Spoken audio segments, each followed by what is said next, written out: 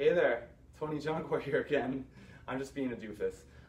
The next mistake I see with the dumbbell row is a little too much range of motion. I think we get in the thought process that more range of motion is always better, and that's not necessarily the case. So a common mistake I see with the dumbbell row is a lot of people go way up like this to where they get into excessive glenohumeral extension to the point where the elbow goes way past the midline of the body.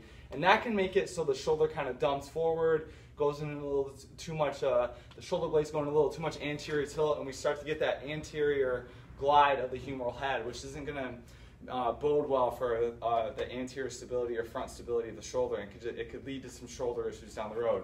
So instead, what I tell people is keeping in line with that whole, what I said before in the other video, where I want a little bit more of an arc. So again, we go here, and we just bring the elbow no higher than the midline of the body or right to the hip. We don't need to go any higher than that, because even that doesn't feel great for my shoulder. Not to mention the issues it can arise with the elbow. So again, we don't need to go past midline of the body. Bringing the elbow right to midline, right to the back pocket is more than enough.